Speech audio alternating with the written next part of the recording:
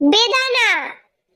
বেদানাকে ইংলিশে বলা হয় পমিগ্রেনেট।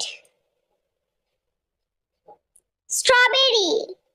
স্ট্রবেরিকে ইংলিশে বলা হয় স্ট্রবেরি। খেজুর। খেজুরকে ইংলিশে বলা হয় ডেট।